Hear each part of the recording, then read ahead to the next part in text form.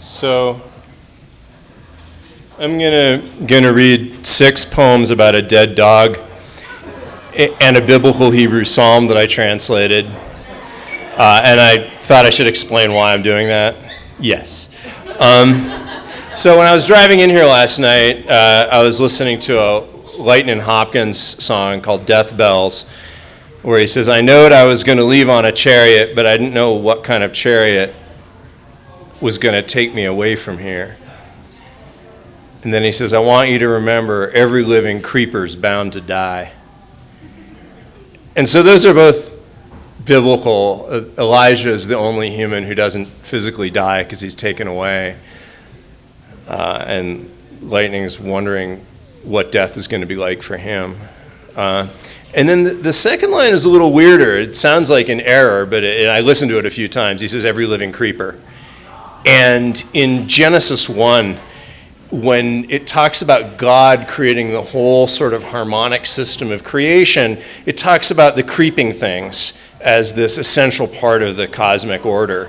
And I think this is what he's getting back to. So that's really the thing that connects this is death and the living creatures and the cosmic order. So the first time I realized that poetry could address death like this was in this Dry as Bones graduate program I was in, Johns Hopkins PhD. If you want to learn Semitic philology, it's really good. But the problem is that in a program like that, they don't really care what you have to say or what the texts say. They just want you to be able to parse the verbs and read the cuneiform. And that's fine. That brought me down to earth a little bit. But the first person who actually had any life in him, I think, was this sort of gnome-like guy, short, bright blue eyes, a little gray beard, guy named Jonas Greenfield. And he brought a poem in Aramaic about the death of Abraham. And it starts out that Abraham says, well, yeah, I know the time has come for me to die, but I'm Abraham. I'm the founding father of the Jewish people. I'm the most righteous man. And then so Adam gets up out of his grave and says, look here. I died, I went, and my children went, and my children's children went, all the way up to your ancestors, and you have to go too. And Abraham shed a tear, and then says, may you rest with Abraham. So it's got me thinking. I realized I don't think that we can know death itself. We can know dying, but if we want to know death, we have to imagine it. All of our relationships with the dead are necessarily long distance if we want to have them at all. And Jonas, after I sat at his feet for most of a year, passed on in the night, and it's said in Jewish tradition that God takes the souls of the righteous with a kiss. And a while after that, I found this little black Canaan dog puppy, and this is what I learned about from her. I didn't know how to pick a puppy or what would become of that tiny, chaotic life. Now I do. Now I hold it all in my hands like a sad God who didn't know what he made, but misses it badly. 3 little small black puppies left by the door to the mercy of a soft-hearted Sicilian who house-trained them on 200-year-old stone floors and gave them dwarves' names. We got Sleepy and Floppy. Sleepy was the first to go to bed and the first to rise. Floppy, whose shaggy coat fit her small frame like pajamas. That night, we let the 2 young dogs play while we talked in another room. While we weren't looking, they got into the kibble and ate, till to our surprise and horror, they emerged like wriggling pythons, distended oblong bellies, packed on puppy frames. We were so scared those small black footballs would burst. So I took them down gently to the Jerusalem street, hoping they could walk it off. But instead they took off and blazed down the alley, coursers hunting terrified street cats. And it delighted us so much to realize how we didn't understand them at all.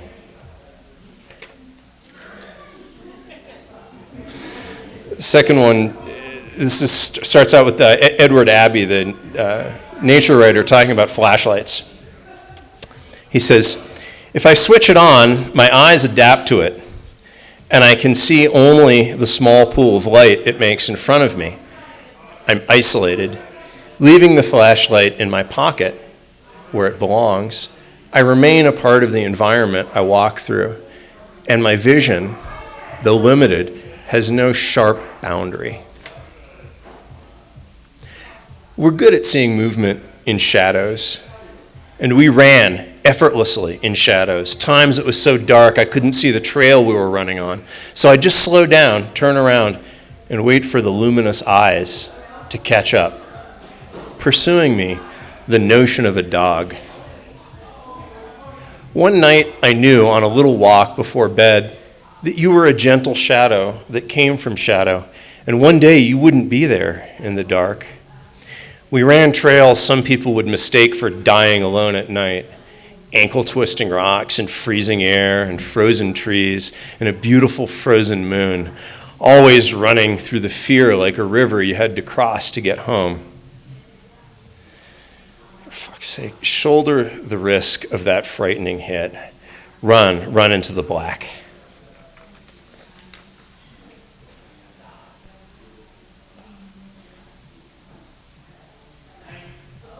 At the end of her days, the old dog runs in her dreams.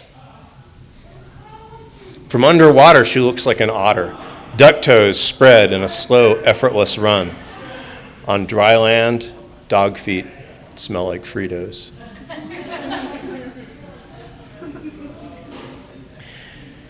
The orange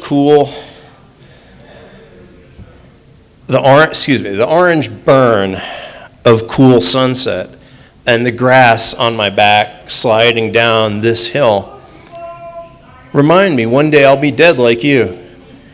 You didn't care for views or how you'd be remembered, just the grass.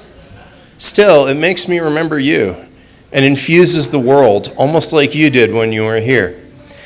The sweetness and rank edge, the rock and burnt woods, too much to take in at one taste, though you can feel they're all here somewhere, if you could sort them out, maybe on the second sip. And again, there's too much. First, one more layer, then two or maybe three, and your mind has wandered because of the burn. You drink it again, too fast, missing more and more of it, but hoping that somehow just gulping it down into you, you'll have it. And you never taste it all, but the taste of what you were hoping to taste.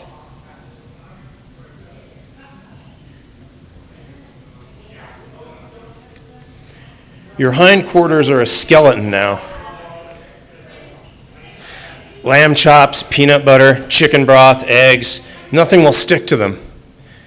But 10 years back at 6 Mile Creek, I remember you chasing a ball I'd mistakenly thrown off the edge of a cliff. Horrified, I raced to the edge to realize the cliff was just a terribly steep slope and see you skidding down in plumes of dry leaves, just barely in control. Retrieving the ball proudly, you blasted back up on haunches rippling with muscle, like gravity and rock were puppies to play with. On another plunging slope, practicing to climb a glacier, I stopped dead, my ice axe and mountain boots not enough to get me over a terrifying angle or conquer my fear of falling. Prancing up, you perched above me and looked quizzically down. "Daddy, why are you stuck?" From a proud father, I've become a dutiful great-grandson, comforting useless splayed limbs. But maybe I'll be this lucky again. And then the last of mine is also a little bit about a mythical creature called a revenant, which means returner in French. Someone who crosses back over the river separating the worlds of the living from the dead. This is from a dream I had on the top of Springer Mountain in Georgia on Thanksgiving of 2015.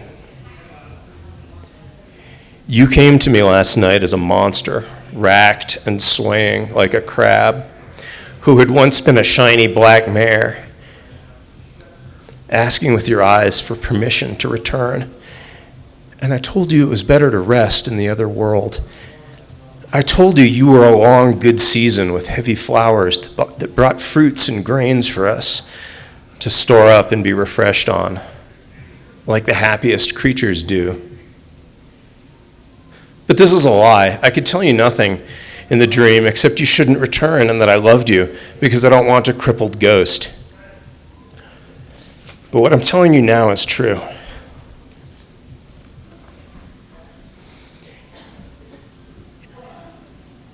When it was time to see her off, I realized that in Jewish tradition there are no prayers for the death of animals. There are some fairly insipid, well-meaning ones that you find in sort of New Age Jewish textbooks, but I felt like there was nothing to them, and the poetics were garbage. But then I remembered in teaching about different versions of creation that there's actually at least one psalm that actually has a lot to say about animals far away and nearby. So this is, on the anniversary of her death, I translated Psalm 104. And this is what I'll read now to conclude. Let my guts praise the Lord. Lord, my God, clothed in beauty and trembling, you are overwhelming, wrapped in light like a robe, pitching the sky like a tent, who frames his roof beams on the waters, has the clouds for a chariot, rides on wings of wind. He makes the winds his agents, his ministers flickering fires, laid the world on foundations that would never, ever shake. You had the abyss cover it like clothing. Above the mountains, waters stood, but they fled before your threats, ran from the sound of your thunder. The mountains rose. The valleys sank where you set them. You drew a border they couldn't cross, so they would never cover the world again. Who makes springs burst from dry riverbeds, coursing through the mountains, so the beasts of the field can drink, the wild asses quench their thirst? Above them, birds of heaven dwell, calling between the branches, letting the mountains drink from your roof beams. The earth is sated with the fruit of your work, making grass sprout for cattle, grain that humans can bring forth from the earth, wine that gladdens them, their faces shining with oil, and bread that sustains them. The Lord's trees are sated, the cedars of Lebanon he planted, where birds nest. The cypress is the stork's house, high mountains for the wild goats, cliffs a refuge for rock badgers. He made the moon to keep time. The sun knows its setting. You lay out darkness in its night.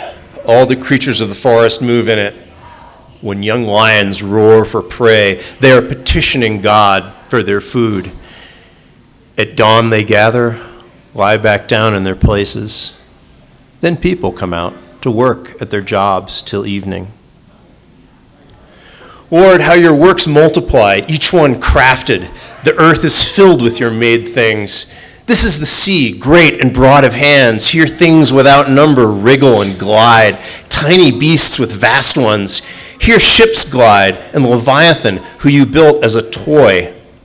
All of them hope you feed them promptly. Give it to them and they gather. Open your hand and they're satisfied. Hide your face and they scare. Take back their breath and they die. Gone back to their dust.